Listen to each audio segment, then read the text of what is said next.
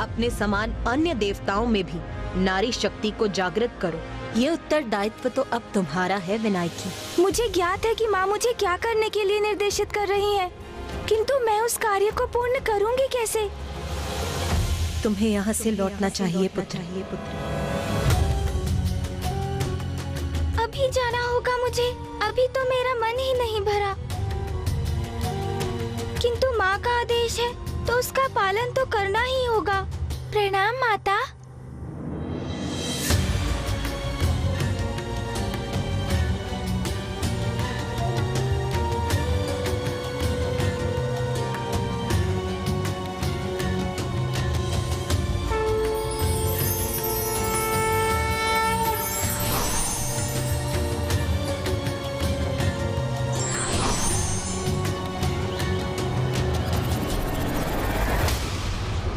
इंद्रदेव, तुमने मेरे भ्राता नमूची का वध किया और अब सूर्यदेव ने मेरे अनुज के प्राण लेने का प्रयत्न किया।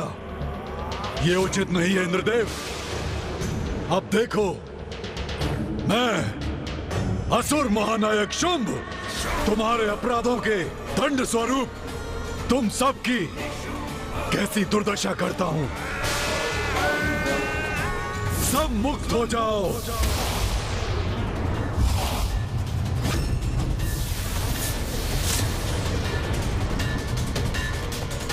इसने हमें अपने स्तंभन से मुक्त क्यों किया? मैंने तुम्हें मुक्त अवश्य किया है इंद्रदेव, परंतु इससे प्रसन्न होने की कोई आवश्यकता नहीं। यदि मैं तुम सबको स्तंभित करके छोड़ देता तो तुम स्थिर रह जाते, किंतु मैं तुम्हें निरंतर प्रताड़ित कर तुम सबसे अपना प्रतिशोध लूंगा। तुम सबको मैंने मुक्त किया है पुनः बंदी बनाने के लिए।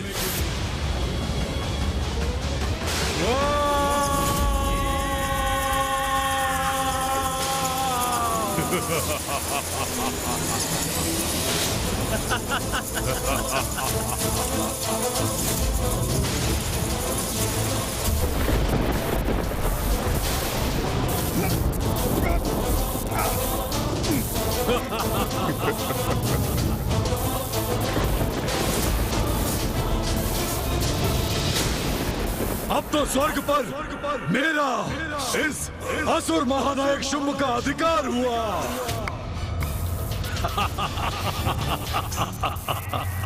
पिछली बार तो प्रथम पूज्य गणेश ने तुम सबकी रक्षा कर दी थी। अब कहाँ है वो? अब तुम्हें मुझसे कौन बचाएगा? इंद्रदेव?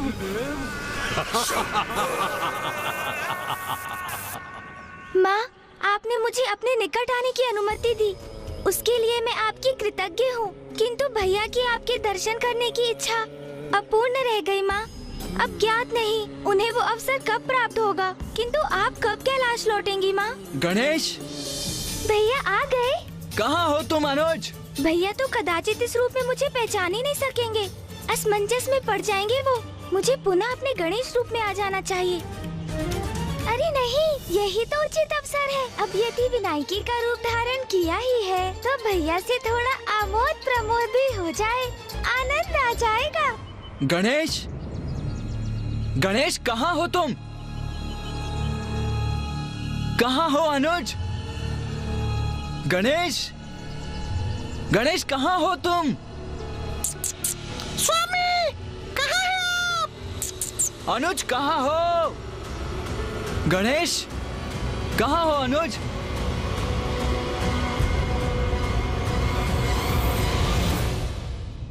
देवी। हाँ जी। क्या आपने? कितना मधुर स्वर है आपका। कौन हो सकती है ये स्त्री? सुनकर मेरा मन तो अति आनंदित हो गया। पुनः कुछ कहिए ना। अकस्मात इस प्रकार आपके समक्ष आने के लिए मैं क्षमा चाहता हूँ, किंतु यहाँ आने का मेरा केवल एक ही प्रयोजन था, अपने भ्राता को ढूंढना। अब वो यहाँ नहीं है तो हम आगे बढ़ते हैं। चलिए मूषक जी, हम आगे ढूंढते हैं। अरे नहीं नहीं नहीं ना, ऐसे क्यों जा रहे हैं आप? अकस्मात आने का अपराध किया है आपने, तो अचानक जाने के दोष से तो मुक्त होइए। ऐसे मत जाइए, कुछ बोलिए ना, कुछ ना कुछ बोलते रहिए ना। ये क्या कह रही हैं आप? देखिए, मेरे पास इन सब के लिए समय नहीं है। आप जो भी हैं देवी, मैं आपका अपमान नहीं करना चाहता हूँ, इसीलिए। अरे ये क्या हो रहा है आपको? आपका संतुलन क्यों बिगड़ता जा रहा है? स्वयं को संभालिए देवी। कैसे संभालूं अपने आप को? आपके स्वर की मधुरता ने तो पूर्व में ही मेरा मन मोह लिया था, और आपका मुख, आपका रूप देखा तो आहा, उसका तो ऐसा सम्मोहन है कि कोई भी अपना संतुलन खो बैठे। रुकिए कुमार, मेरे हृदय का स्पंदन थोड़ा मंद पड़ जाए, तब तक तो रुक जाइए। कहीं मुझे कुछ हो गया तो फिर क्या करेंगे आप? ओहो, कहाँ फंस गया मैं? अब इस स्त्री से पीछा कैसे छुड़ाऊं मैं? कुछ भी नहीं होगा आपको। वैसे भी आप तो हृष्ट पुष्ट दिखाई दे रही हैं। अच्छा, हृष्ट पुष्ट तो दृष्टि पड़ ही गई, तो क्या मैं आपको भाग गई हूँ? अच्छा ये तो बताइए, आपका विवाह हो गया क्या? नहीं नहीं देवी, ये तो अपना कर्तव्य निभाने में ही व्यस्त रहते हैं। विवाह का समय ही कहाँ है इनके पास? प्रभु अभी तक दिखे ही नहीं। ये तो अत्यंत शुभ समाचार है। आपको ज्ञात है, मेरी जन्म कुंडली के अनुसार विंध्याचल पर्वत पर मेरे द्वारा पुष्प तोड़ते समय अत्यंत सुंदर और तेजस्वी कुमार का आगमन लिखा है, और ये भी कि वो कुमार महादेव और देवी पार्वती के पुत्र होंगे, और उन्हीं कुमार से मेरा विवाह भी होगा। अरे ये तो पीछे ही पड़ गई है देवी। ये क्या कह रही हैं आप? अपनी मर्यादा की सीमा में रहिए। आपसे 2 संवाद हुए नहीं और आप तो विवाह तक पहुंच गई। किंतु हृदय तो कभी असत्य नहीं कहता कुमार। आप ही है ना महादेव और माता पार्वती के वो पुत्र? बोलिए ना। हाँ, ये तो वही है, माता पार्वती और महादेव के पुत्र कुमार कार्तिकेय। अरे मूषक जी, आप तो और संकट में डाल देंगे। देखा, मुझे जो आभास हुआ था वो सत्य भी था। स्वामी, मेरे स्वामी, आप अंततः मिल ही गए मुझे। कितनी प्रतीक्षा करवाई मुझे, किंतु कोई बात नहीं। अब तो मैं आपको अपनी दृष्टि से कहीं दूर जाने नहीं दूंगी। गणेश कहाँ रह गया? मेरा अनुज क्या कम संकट उत्पन्न करता है, जो अब इस स्त्री से भी भिड़ंत हो गई है मेरी?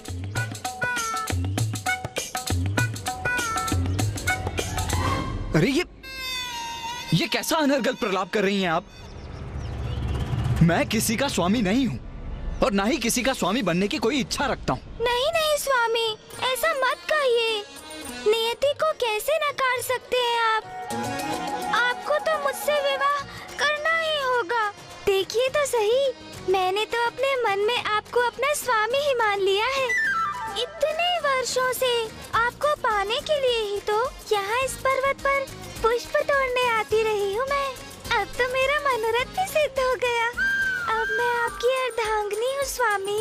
यहाँ रुककर एक क्षण भी व्यर्थ नहीं करूँगा मैं। चलिए मूषक जी। जी कार्तिकेय जी। भैया, आपको ऐसे नहीं जाने दूंगी मैं। अंततः प्राण छूटे उस स्त्री से किसी प्रकार पीछा छुड़ा के। रक्षा करो, कोई मेरी रक्षा करो, कोई मेरी रक्षा करो। ये तो उसी स्त्री का स्वर है। क्या संकट आया होगा उस पर? मूषक जी, हमें उनकी सहायता करनी चाहिए। चलिए। हाँ, चलिए कार्तिकेय जी। रक्षा करो, कोई मेरी रक्षा करो। इसे देखकर तो ये प्रतीत नहीं होता कि ये किसी संकट में है। फिर ये बचाओ बचाओ की चित्कार क्यों कर रही है? रक्षा करो, मेरी कोई रक्षा करो। क्या हुआ? सहायता की गुहार क्यों लगा रही थी आप? ओह, तो इसका तात्पर्य है आपको मेरी भी चिंता है। इसका अर्थ तो यही है, आपको प्रेम है मुझसे। मुझे ज्ञात था स्वामी, मैं पुकारूंगी तो आप अवश्य आएंगे। किंतु मुझे क्षमा कर दीजिए स्वामी, मैं तो बस अपने इस विश्वास की पुष्टि कर रही थी। किंतु स्वामी, ये तो प्रमाणित हो गया कि आपके हृदय में मेरे लिए स्थान है। मुझे आपसे कोई प्रेम वेम नहीं है। मैं तो आपसे परिचित तक नहीं हूँ। मुझे रिझाने का व्यर्थ प्रयास कर रही हैं आप।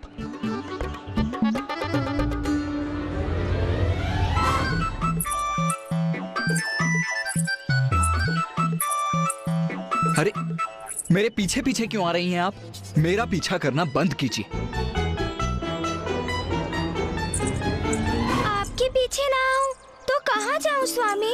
अपने स्वामी के पीछे चलना तो मेरा धर्म है ना। अच्छा, मैं एक सुझाव दूं। हम दोनों अभी कैलाश जाकर अपना दाम्पत्य जीवन आरंभ करते हैं। मैं महादेव और माता पार्वती की सर्वगुण संपन्न पुत्र वधू बनूंगी।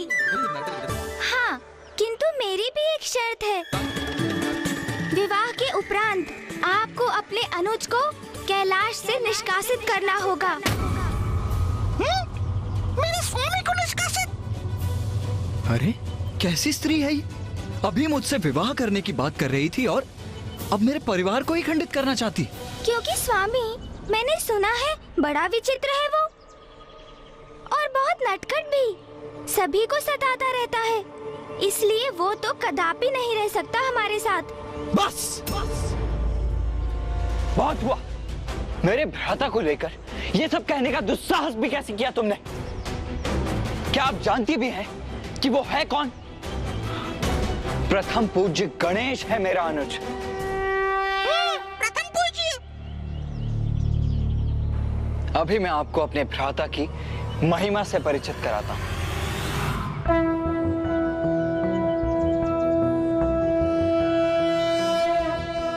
प्रणम्यं शिरसा देव गौरीपुत्रं विनायकं भक्तावासं स्मर नित्यं आयुः कामार्थसिद्धये।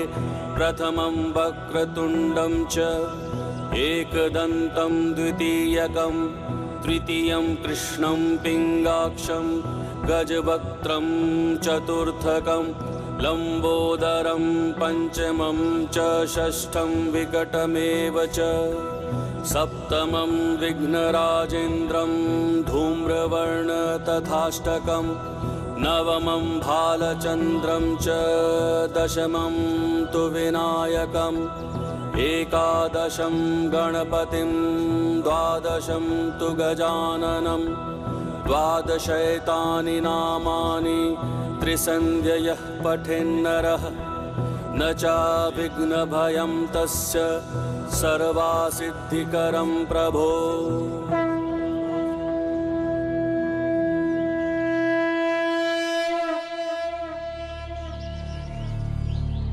ऐसा है मेरा गणेश और ऐसी है उसकी महानता। उचित है फिर। यदि आप इतना कह ही रहे हैं तो मैं विवाह के उपरांत आपके अनुज को हमारे साथ रहने की अनुमति देती हूँ। किंतु अब विवाह तो कर ले। विवाह? कैसा विवाह? कौन सा विवाह? गणेश, कहाँ हो तुम? तुम्हें ढूंढते ढूंढते ये किस कठिनाई में फंस गया मैं।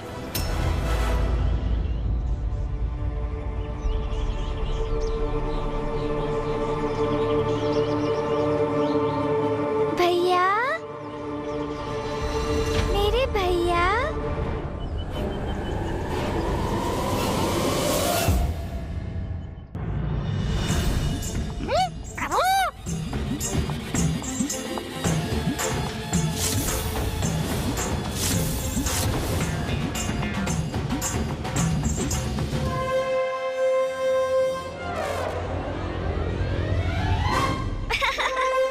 गणेश, तुम इस रूप में? ये सब क्या है? तुम गणेश ही हो ना? हाँ भैया, मैं गणेश ही हूँ। किंतु गणेश, तुम इस रूप में क्यों हो? हाँ, बताती हूँ भैया कि वास्तव में क्या हुआ था। यदि तुम्हें मुझसे भेंट करनी है तो तुम्हें भी नारी रूप धारण कर यहाँ आना होगा, अन्यथा तुम्हारा यहाँ आना असंभव है। पुत्र गणेश, तुम्हें भी अपने भीतर के उस नारी तत्व को उजागर कर स्त्री रूप धारण कर माता के पास पहुंचना होगा। तुम्हारे इस नारी रूप को जगत विनायकी के नाम से जानेगा। अद्भुत। आपके इस रूप के दर्शन पाकर मैं कृतार्थ हुआ प्रथम पूज्य गणेश जी।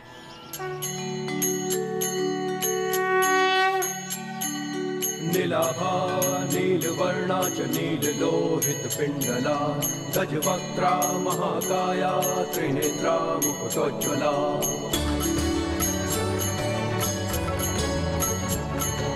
लंबोदरा स्थूलहलस्वा चतुर्भुज कृतायुधा मोदकं दशनमुपामे पशुं सूत्रं च दक्षिणे वनमाला शिरे तस्या वर्णहारावलम्बिनी समारूढ़ा सर्वाभरणमण्डिता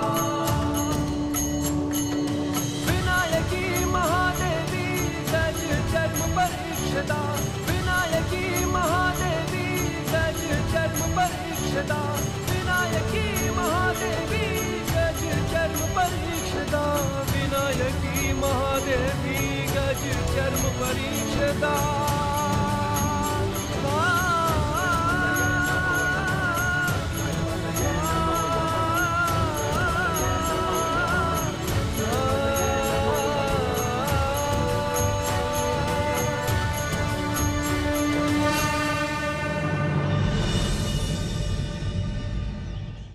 मैं घोषणा करता हूं कि संसार में जो भी गणेश के इस विनायकी रूप के दर्शन करेगा और उसकी पूजा करेगा, उसके सभी मनोरथ पूर्ण होंगे।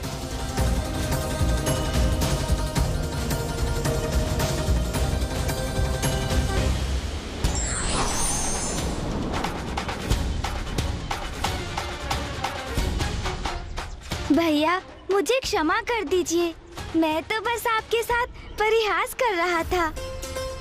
किंतु क्या करता भैया, इतना सुनहरा अवसर जो प्राप्त हुआ था तो उसे कैसे गंवाता मैं? फिर उन स्त्री ने भी तो कहा था कि गणेश बहुत नटखट है। चलो, कठिनाई के इस समय में मेरे कारण तुम आनंदित तो हुए।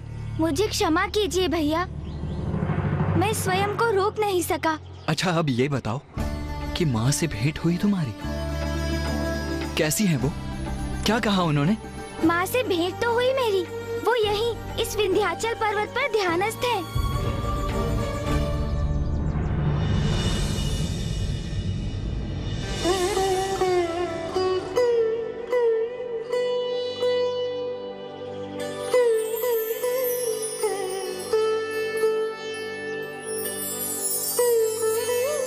प्रणाम माता।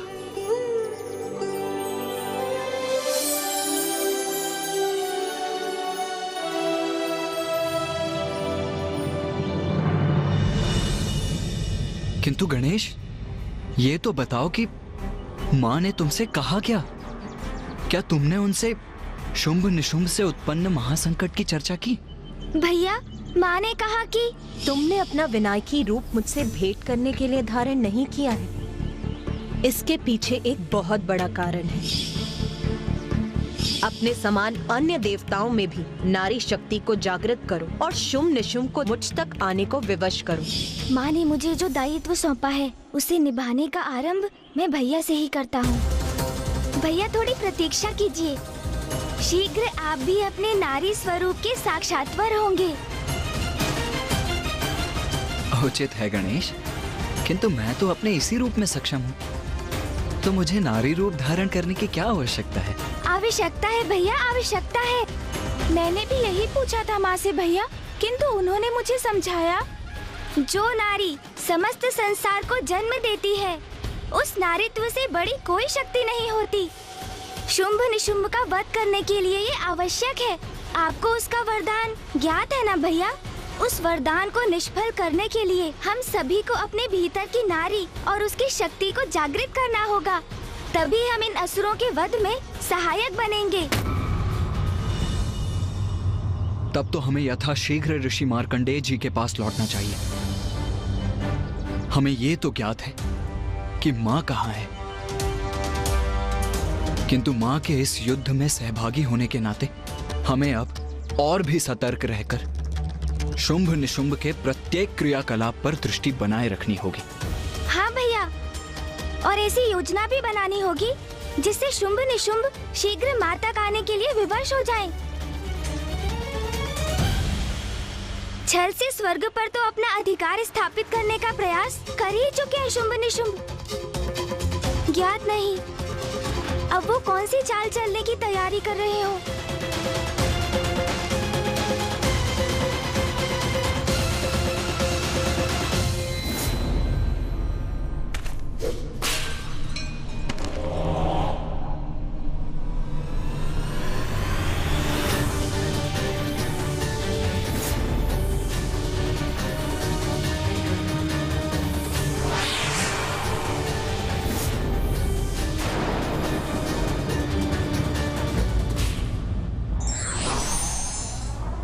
उत्तरदायित्व योग्य व्यक्ति को ही दिया जाता है, किंतु उसका निर्वहन भी उतना ही महत्वपूर्ण होता है। For more updates, subscribe to our channel, click the show links and enjoy watching the videos.